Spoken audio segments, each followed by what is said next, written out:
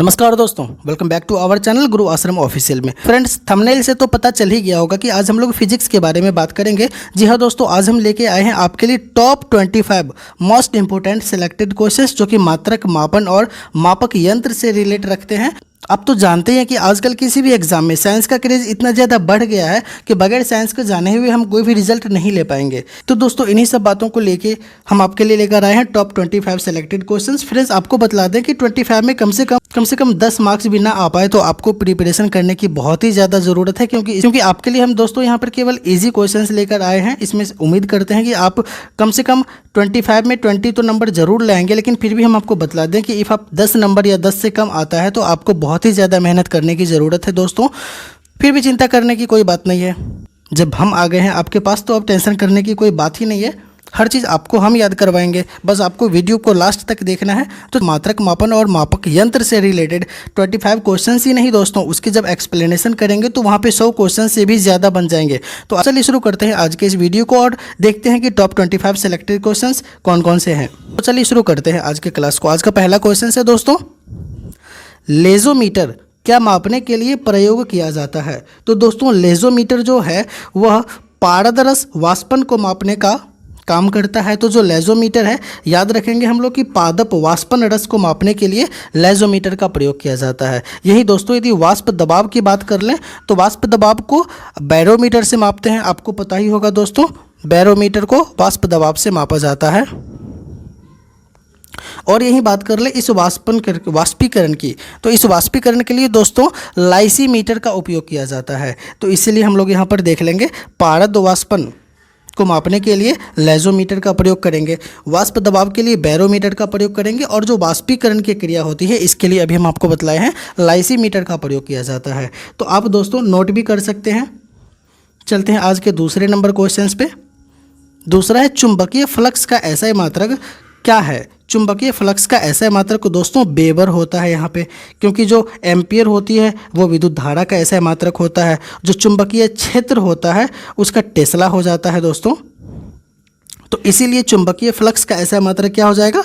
Weber हो जाएगा, और ये आपको याद रखने की बात है। चलते हैं आज के अगले क्वेश्चन पे। अगला है, फेदोमीटर से क्या मापा जाता है? तो दोस्तों यहाँ पे फेदोमीटर से समुद्र की गहराई मापी जाती है। जब कोई समुद्र है और इस समुद्र कितना गहरा है, इसको मापने के लिए हम लोग क्या करते हैं? फेदोमीटर का यूज़ करते हैं। जी हाँ दोस्तों, यदि भूकंप की बात आ जाए तो इसके लिए तो हम लोग सिस्मोग्राफ का यूज़ करते हैं। यदि ध्वनि की तीव्रता आ जाए तो डेसिबल का यूज़ करते हैं। वर्षा को मापने के लिए रेन गेज का यूज़ करते हैं। तो इसी तरह देख लेंगे हम, यदि समुद्र की गहराई की बात आए तो हम लोग किसका यूज़ करेंगे? फेदोमीटर का यूज़ करेंगे। दोस्तों, ये हरियाणा क्लर्क में पूछा गया क्वेश्चन है। एक भी क्वेश्चन ऐसा नहीं है जो किसी भी एग्जाम में ना पूछा गया हो। तो दोस्तों प्लीज़ वीडियो को अच्छे से देखिएगा, और यदि कुछ नोट करने की बात है तो ज़रूर नोट कीजिएगा। आज का अगला पॉइंट है मिलान करने से रिलेटेड में। अभी देख लेते हैं, एक है हाइग्रोमीटर, एक है हाइड्रोमीटर। दोनों में बहुत ही ज़्यादा कन्फ्यूज़न होती है दोस्तों, हाइग्रोमीटर और हाइड्रोमीटर को लेके। जो हाइग्रोमीटर होती है वो आपेक्षिक आर्द्रता को मापती है। इस बात को हमेशा दोस्तों याद रखना है। हम आपको जूम कर देते हैं। जो हाइग्रोमीटर की बात होती है, हाइग्रोमीटर से हम क्या मापते हैं? आपेक्षिक आर्द्रता को मापते हैं। यहीं यदि बात कर ले हाइड्रोमीटर के बारे में, तो हाइड्रोमीटर से क्या मापते हैं? आपेक्षिक घनत्व को मापते हैं। तो दोस्तों यहाँ पे समझने की बात है, हम आपको एक ट्रिक बतलाते हैं। जो हाइग्रोमीटर होता है इसके बीच में गौ आता है, आप देख सकते हैं। तो जो गौ आ जाएगा उसके लिए हम आपेक्षिक आर्द्रता यूज़ करेंगे, और जो हाइड्रोमीटर आती है, इस हाइड्रोमीटर के बीच में ड आता है दोस्तों। ड से क्या होता है? ड से यहाँ पे देख लेंगे डेंसिटी भी होता है। डेंसिटी का मतलब क्या होता है दोस्तों? घनत्व तो होता है। तो जब हाइड्रोमीटर में ड आ गया, इसका मतलब डेंसिटी की बात हो रही है, और हम लोग घनत्व को चूज कर लेंगे। तो हाइड्रोमीटर से आपेक्षिक घनत्व को मापेंगे। तो हाइग्रोमीटर जो बच गया गौ वाला, इसके लिए क्या यूज करेंगे? आपेक्षिक आर्द्रता को माप लेंगे। तो यहाँ पे दोनों का कन्फ्यूजन दूर हो जाएगा। अब बात आ गई लैक्टोमीटर का। तो दोस्तों लैक्टोमीटर में लेक्ट आ गया। लेक्ट से याद आता है कि लैक्टिक अम्ल दूध में रहता है, जिसके कारण दूध खट्टा होता है।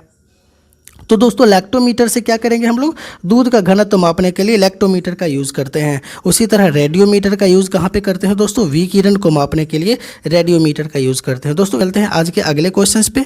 दोस्तों आज का अगला क्वेश्चन इतना ईजी क्वेश्चन है कि ये बच्चा जानता है, लेकिन फिर भी ये इतना ज़्यादा एग्जाम में पूछा गया है कि हम यदि लिखना शुरू करें तो मेरा पूरा पेज भर जाएगा।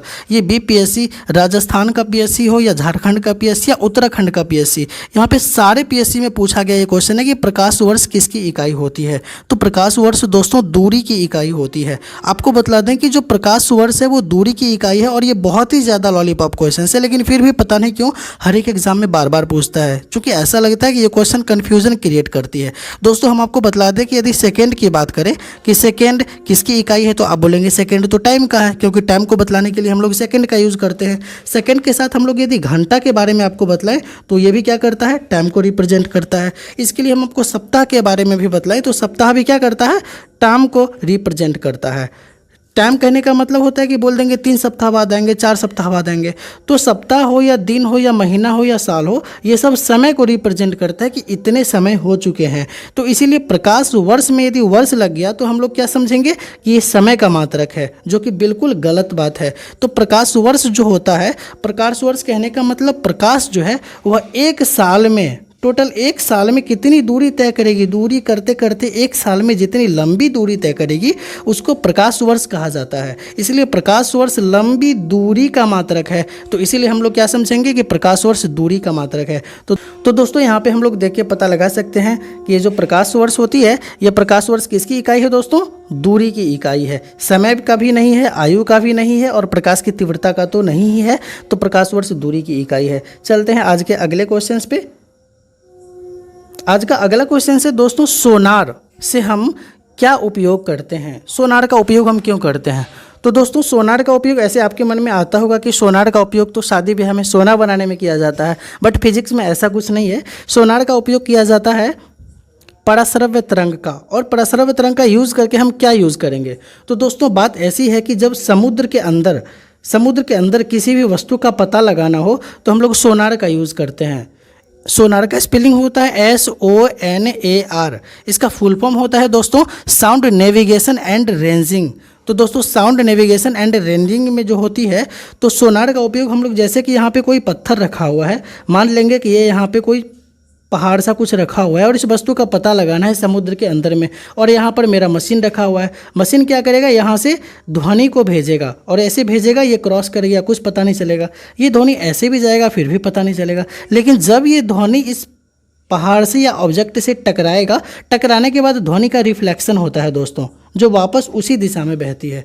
तो जब वापस ध्वनि का रिफ्लेक्शन होगा तो ये इस रिफ्लेक्शन को कैच कर लेगा और पता कर लेगा कि ज़रूर यहाँ पे कुछ ना कुछ वस्तु रखा हुआ है जो हमारे ध्वनि को क्या किया है, रिफ्लेक्ट किया है। तो ये सोनार का काम होता है। इस मशीन को हम लोग क्या कहते हैं, सोनार कहते हैं, जो समुद्र के अंदर, जो महासागर के अंदर किसी भी वस्तु का पता लगाने के लिए उपयोग में लाया जाता है। तो सोनार में कौन सा उपयोग में लाते हैं तरंग को, पराश्रव्य तरंग को। तरंग भी दोस्तों 3 प्रकार के होते हैं। आपको हम बतला दें तरंग के बारे में, तो देख लीजिए तरंग 3 प्रकार के होते हैं। एक होता है श्रव्य तरंग, जिसका हम लोग यूज़ करते हैं, श्रव्य तरंग। एक होता है अश्रव्य तरंग, अश्रव्य तरंग, और एक होता है पराश्रव्य तरंग। दोस्तों जो तरंग हम लोगों के लिए यूज़ होता है वो होता है श्रव्य तरंग। जैसे कि हम लोग 20 से 20,000 तक के ही ध्वनि को सुन पाते हैं।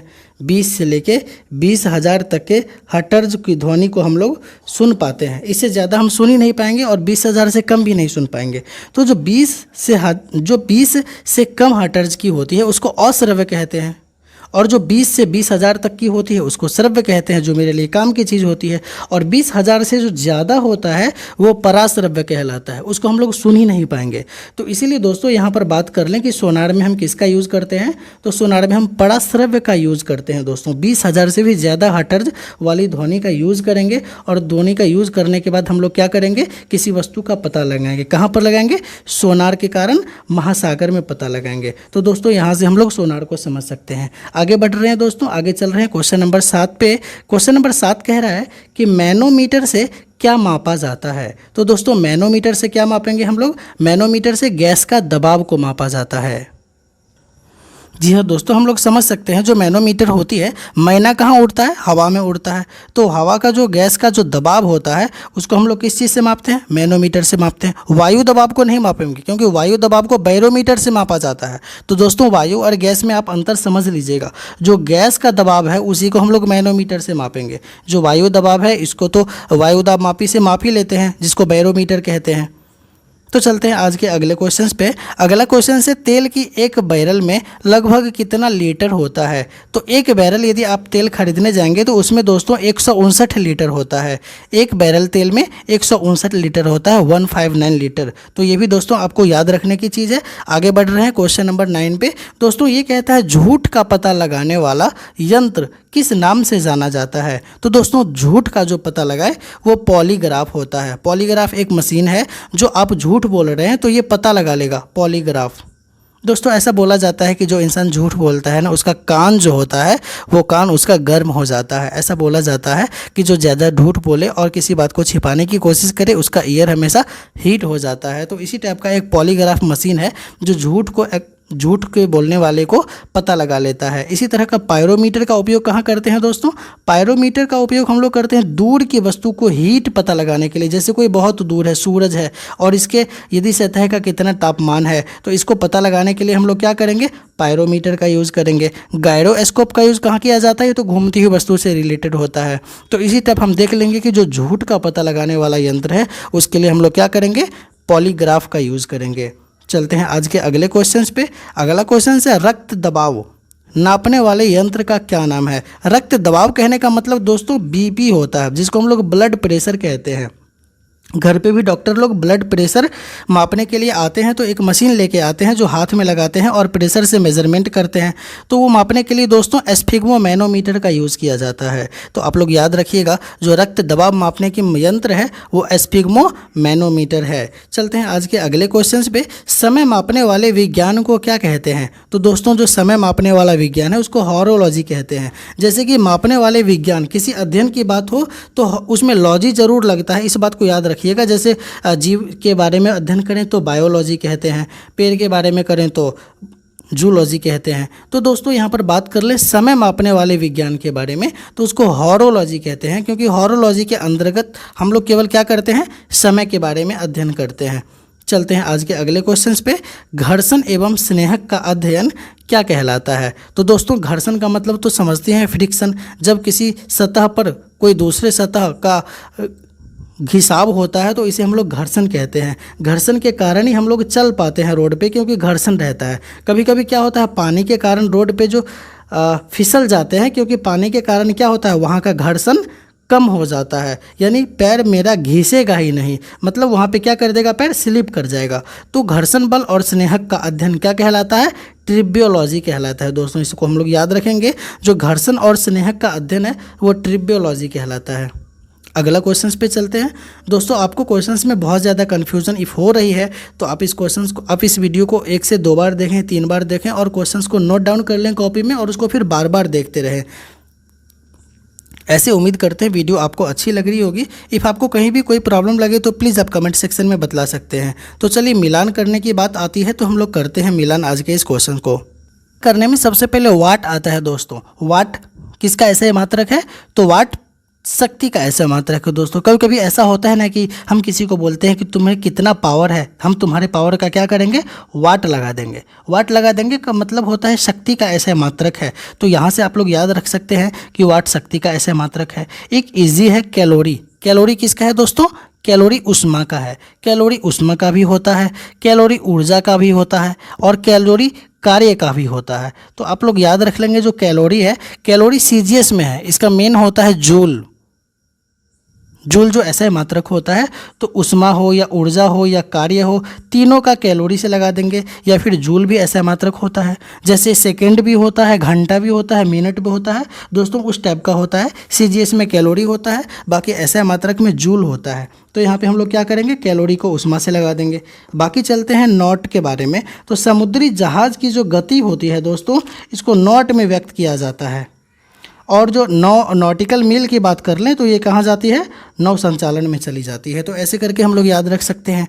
जो शक्ति का ऐसे मात्रक होता है उसको हम लोग वाट से इंडिकेट करते हैं। समुद्र की गति का पता लगाना हो तो समुद्र की गति को किस में व्यक्त करते हैं दोस्तों, नॉट में करते हैं। तो ऐसे करके आप इसको समझ सकते हैं। जो कैलोरी होती है वो ऊष्मा के लिए होती है। ऊष्मा हो या ऊर्जा हो या कार्य हो, हम आपको तीनों के लिए बतला दिए हैं। और जो लास्ट बच गया एक मेरे पास नॉट के बारे में, सॉरी नॉटिकल मील के बारे में, तो ये नौ संचालन से चला जाएगा। नौ संचालन को नॉटिकल मील में हम लोग इंडिकेट करते हैं। चलते हैं आज के अगले क्वेश्चन को। अगला क्वेश्चन है ओजोन की सांद्रता।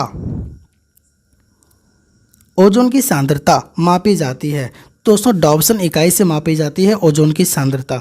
अभी हम आपको बतलाएं कैलोरी क्या मापती है, तो कैलोरी के लिए अभी हम चर्चा किए ही हैं दोस्तों। कैलोरी जो होती है वो क्या करती है, ऊर्जा, कार्य, ऊष्मा, ये सब के लिए होता है। तो यहाँ पे दोस्तों कैलोरी तो होगा ही नहीं। कैलोरी के साथ ही हम आपको बतला दिए थे कि जूल भी होता है, ये भी सेम काम करती है, बस ये ऐसा मात्रक है, ये CGS मात्रक है। तो दोस्तों जूल भी यहाँ पे नहीं होगा।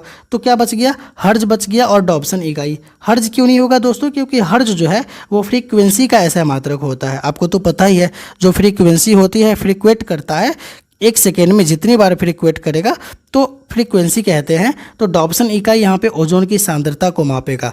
ये हो जाएगा फ्रीक्वेंसी का, ये हो जाएगा जूल का, और ये भी हो जाएगा कार्य, ऊष्मा, ऊर्जा, सबका हो जाएगा। तो चलते हैं आज के अगले क्वेश्चंस पे। रडार उपयोग में आता है। रडार उपयोग में कहाँ पे आता है दोस्तों, तो आपको बतला दें कि अभी हम आपको कुछ देर पहले बतलाए थे सोनार के बारे में। एक होता है सोनार, जिसके बारे में हम आपको बतलाए थे कि समुद्र के अंदर किसी वस्तु का पता लगाने के लिए हम लोग किसका यूज़ करते हैं, सोनार का यूज़ करते हैं। तो यही इसी का अपोजिट है रडार, RADAR। दोस्तों इसका फुल फॉर्म होता है रेडियो डिटेक्शन रेंजिंग। तो दोस्तों ये जो रडार होती है ये हवा में किसी वस्तु का पता लगाने के लिए हम लोग क्या करते हैं, रडार का यूज़ करते हैं। मतलब दोस्तों यदि आसमान में किसी वस्तु का पता लगाना हो तो यहाँ से हम लोग क्या करेंगे, ध्वनि को भेजेंगे। ध्वनि यदि पास कर गया तो कोई इशू नहीं है, यदि यहाँ टकरा गया तो टकरा के वापस ज़रूर आएगा। हम लोग इस साउंड को कैप्चर कर लेंगे और पता कर लेंगे कि हाँ ऊपर में यहाँ पे कोई वस्तु है इसके सामने में। तो इस तरह करके रडार का उपयोग किया जाता है। तो यहाँ पे हो जाएगा ध्वनि तरंगों को परावर्तित कर वस्तुओं का पता लगाने के लिए क्या करते हैं, रडार का यूज़ करते हैं। लेकिन हमको ये भी समझना पड़ेगा कि जो रडार होती है इसका उपयोग क्या कहाँ करते हैं दोस्तों, ये हवा में किसी वस्तु को पता लगाने के लिए करते हैं। जबकि सोनार का उपयोग कहाँ करते हैं, तो ये करते हैं हम पानी के अंदर किसी वस्तु को पता लगाने के लिए। तो ऐसे करके हम लोग समझ सकते हैं। चलिए दोस्तों चलते हैं आज के अगले क्वेश्चन पे। अगला क्वेश्चन है भूकंप की तीव्रता का मापन किससे किया जाता है। तो दोस्तों भूकंप की जो तीव्रता होती है उसको हम लोग रिएक्टर पैमाने पर मापते हैं। रिएक्टर एक टाइप का स्केल होता है दोस्तों। इस स्केल पर हम लोग क्या करते हैं, भूकंप की तीव्रता का मापन करते हैं। लेकिन भूकंप का जो तीव्रता के साथ जो तरंग होती है, तरंग के लिए दोस्तों सिस्मोग्राफ का यूज़ करते हैं हम लोग। सिस्मोग्राफ आपको आगे क्वेश्चंस में डाल दिए हैं। सिस्मोग्राफ का यूज़ हम लोग करते हैं भूकंप की तरंग के लिए। और भूकंप की जो तीव्रता आती है कि कितना की भूकंप आई, तो उसके लिए हम लोग क्या करते हैं, रिएक्टर स्केल का यूज़ करते हैं और बतलाते हैं कि हाँ आज मेरे अंदर इतना भूकंप आई है, इतना डेसिबल, इतना भूकंप आई है। तो दोस्तों भूकंप की तीव्रता का ऐसा मात्रक हो जाएगा रिएक्टर पैमाना। वैसे डेसिबल की बात करें तो ये तो ध्वनि से रिलेटेड है। पास्कल के बारे में बात करें तो ये तो द्रव से रिलेटेड है, प्रेशर से रिलेटेड है। और केल्विन का बात करें तो ये तो टेम्परेचर को बतलाता है कि इतना केल्विन, इतना फ़ारेनहाइट, इतना डिग्री सी, ये सब चीज़ केल्विन के अंतर्गत आता है। तो दोस्तों एक बच गया रिएक्टर स्केल, और इसी का उपयोग करते हैं हम लोग कहाँ करते हैं, भूकंप की तीव्रता को मापने के लिए करते हैं। तो इसका सही उत्तर हो जाएगा रिएक्टर स्केल। इसी तरह दोस्तों आज का अगला क्वेश्चन है दूध का आपेक्षिक घनत्व को मापा जाता है किस चीज़ से। तो दोस्तों अभी हम आपको बतलाए थे केवल आपेक्षिक घनत्व के बारे में कि जब आपेक्षिक घनत्व आ गया तो घनत्व को हम लोग डेंसिटी कहते हैं। तो बीच में डी से शुरू होता है, यानी इसका हाइड्रोमीटर होना चाहिए, हाइड्रोमीटर होना चाहिए। लेकिन दोस्तों जब आपेक्षिक घनत्व में दूध लग जाए तो फिर आपेक्षिक घनत्व वाले डॉ वाला ट्रिक यहाँ काम नहीं करेगा, क्योंकि दूध का आपेक्षिक घनत्व के लिए हम लोग लैक्टोमीटर का यूज़ करते हैं। तो दोस्तों यहाँ से हम लोग याद रख सकते हैं केवल आपेक्षिक घनत्व की बात किया जाए तो हम लोग हाइड्रोमीटर करेंगे, आपेक्षिक आर्द्रता की बात किया जाए तो हम लोग हाइग्रोमीटर का यूज़ करेंगे। लेकिन दूध का जब आपेक्षिक घनत्व की बात किया जाए तो हम लोग किसका यूज़ करेंगे, लैक्टोमीटर मारेंगे। दूध का आपेक्षिक घनत्व को लैक्टोमीटर से जाना जाता है। और थर्मामीटर तो जानते ही दोस्तों, ये बॉडी का टेम्परेचर मेजर करने के लिए हम लोग यूज़ करते हैं, तो ये टेम्परेचर को इंडिकेट करता है। तो यहाँ से हम लोग याद कर लेंगे जो लैक्टोमीटर है यह दूध की आपेक्षिक घनत्व को बतलाता है। तो इसका सही उत्तर हो जाएगा लैक्टोमीटर। चलते हैं आज के अगले क्वेश्चंस पे। अगला क्वेश्चन है दोस्तों, प्रकाश की तीव्रता मापने के लिए किसका प्रयोग किया जाता है? अल्टीमीटर। अल्टीमीटर से दोस्तों हम किसी भी चीज़ की ऊंचाई को मापते हैं, तो यहाँ पे इसका आंसर हो जाएगा लक्स मीटर, जो कि प्रकाश की तीव्रता मापने के लिए काम में आता है। चलिए दोस्तों आगे चलते हैं। आगे फिर दे रहा है मिलान करने के लिए, हम लोग यहाँ पे मिलान करेंगे। दोस्तों यहाँ पर भी हमने कन्फ्यूजन क्वेश्चन को सेलेक्ट किया है। पहला है ऑडोमीटर, दूसरा है ऑडियोमीटर।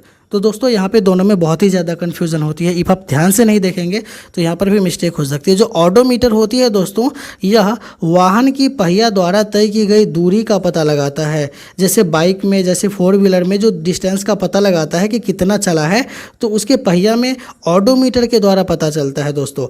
तो यहाँ पर जो ऑडोमीटर होगी वो क्या करेगी? वाहन की पहिया द्वारा तय की गई दूरी के बारे में बतलाएगा। तो इसी तरह जैसे ऑडियोमीटर की बात कर ले हम, तो ऑडियोमीटर का मतलब क्या होता है? ऑडियो का मतलब म्यूजिक होता है, ध्वनि होता है, आवाज़ होता है।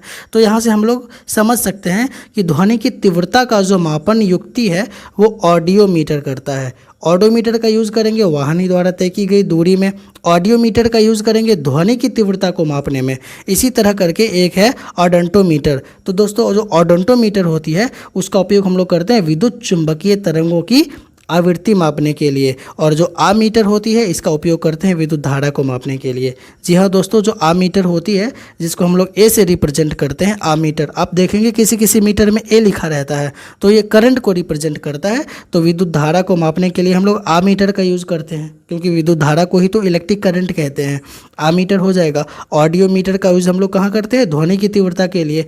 और हम लोग बात कर लें एक बार फिर से, तो ऑडोमीटर जो पहला था इसका उपयोग हम लोग कहाँ करते हैं? वाहन के द्वारा पहिया द्वारा तय की गई दूरी में करते हैं। ऑडियोमीटर का यूज़ कहाँ करेंगे? ध्वनि की तीव्रता में, क्योंकि ऑडियो का मतलब तो ध्वनि ही होता है। और आमीटर का यूज़ कहाँ करेंगे? तो आमीटर का यूज़ करेंगे विद्युत धारा को मापने के लिए। तो इस तरह दोस्तों ऑडोंटोमीटर जो होती है इसका उपयोग हम लोग कहाँ करेंगे? चुंबकीय तरंगों की आवृत्ति को मापने के लिए करेंगे, और ऐसे करके हम लोग इसको याद रख सकते हैं। तो अगला क्वेश्चन है दोस्तों, 1 पाउंड में कितना ग्राम होता है? तो 1 पाउंड में कितना ग्राम होगा? 453 ग्राम होता है। जैसे आधा केजी में लगभग 500 ग्राम होता है दोस्तों, तो यहाँ पर 453 ग्राम का ही 1 पाउंड होता है। इसको हम लोग याद रखेंगे। जैसे हम लोग किसी बर्थडे का केक मंगवाते हैं तो वो 1 पाउंड में आता है, 2 पाउंड में आता है। वहाँ पे आपको बतलाना पड़ेगा कि आप कितने पाउंड का केक ले रहे हैं। तो 1 पाउंड का केक लेंगे तो वो केवल 453 ग्राम रहेगा, मतलब आधा केजी से भी थोड़ा सा कम रहेगा। और जो 2 पाउंड का लेंगे वो 453 ग्राम को फिर 2 से मल्टीप्लाई कर देंगे, मतलब लगभग 1 केजी से थोड़ा सा कम रहेगा। तो वो चला जाएगा कहाँ पे? लगभग 900 ग्राम के आसपास 2 पाउंड का चला जाएगा। तो पाउंड में 1 पाउंड में कितना होता है? 453 ग्राम होता है। चलते हैं आज के अगले क्वेश्चंस पे। अगला क्वेश्चंस की बात करें दोस्तों, तो मनुष्य के शरीर का टेम्परेचर कितना होता है? तो दोस्तों मनुष्य के शरीर के तापमान के बारे में बात कर लें तो यहाँ पे सब केल्विन में दिया हुआ है। तो दोस्तों केल्विन में 310 केल्विन मनुष्य के शरीर का तापमान होता है। ऐसे जो हम लोग थर्मामीटर यूज़ करते हैं वो 98.6 टेम्परेचर बतलाता है। जैसे हम लोग कहते हैं ना कि 97-98 बुखार रहे तो नॉर्मल होता है। तो दोस्तों एग्जैक्ट जो फ़ारेनहाइट में बतलाता है हमारा थर्मामीटर, वो 98.6 बतलाता है। यदि हमारे अंदर फ़ारेनहाइट में 98.6 रहे तो हमारा नॉर्मल टेम्परेचर होता है। उसी तरह करके केल्विन में बात किया जाए तो 310 होता है। यदि सेल्सियस में बात करें दोस्तों तो 37 डिग्री सेल्सियस मेरे बॉडी का नॉर्मल टेम्परेचर होता है। तो तीनों में हम लोगों को समझने की बात है, तीनों में हम लोग याद रख सकते हैं। 98.6 फ़ारेनहाइट में होता है, केल्विन में बात कर लें तो 310 होता है, और यदि हम डिग्री सी में बात कर लें तो 37 डिग्री सी होता है। और ये हो गया मनुष्य के शरीर का नॉर्मल टेम्परेचर। तो यहाँ पे उत्तर हो जाएगा 310 केल्विन। चलते हैं दोस्तों आज के अगले क्वेश्चन पे। वायुमंडलीय दबाव को किससे मापा जाता है? तो हम लोग यहाँ पर बात करेंगे वायुमंडलीय दबाव के बारे में। तो बैरोमीटर से मेजरमेंट करते हैं वायुमंडलीय दबाव को। तो ये हो गया आज का क्वेश्चन। चलते हैं आज के अगले क्वेश्चन पे। तो टोक्योमीटर से क्या मापा जाता है? तो दोस्तों टोक्योमीटर से क्या मापा जाता है? तो बात यदि टोक्योमीटर की कर लें तो वो कोणीय विस्थापन, कोणीय वेग को मापा जाता है। जब कोई एंगुलर मोमेंटम होती है तो वहाँ पे कोणीय वेग को मापने के लिए हम लोग क्या करते हैं? टोक्योमीटर का यूज़ करते हैं, क्योंकि विस्थापन तो दूरी का हो गया दोस्तों। कंपन का मतलब ही हटर जो होता है जिसको आवृत्ति कहते हैं। तनाव का मतलब तो पृष्ठीय तनाव हो गया। तो टोक्योमीटर का यूज़ कहाँ करेंगे? कोणीय वेग को मापने के लिए। और दोस्तों आज का लास्ट क्वेश्चन है, फिजिक्स में अति सूक्ष्म कणों की छाल का अध्ययन क्या कहलाता है? तो दोस्तों फिजिक्स में अति सूक्ष्म कणों की जो छाल का अध्ययन होता है वो क्वांटम मैकेनिक्स कहलाता है दोस्तों। तो इसको हम लोग याद रखेंगे, जो फिजिक्स में अति सूक्ष्म कण होती है उसका अध्ययन क्या कहलाता है? क्वांटम मैकेनिक्स कहलाता है दोस्तों। तो ये थे आज के मोस्ट 25 क्वेश्चंस जो कि चैप्टर नंबर 1 मापन और मापक यंत्र से संबंधित था। तो दोस्तों वीडियो यदि थोड़ी सी भी यूजफुल लगे तो प्लीज़ इस चैनल को सब्सक्राइब कर अपने दोस्तों के साथ शेयर करना ना भूलिएगा। Thank you.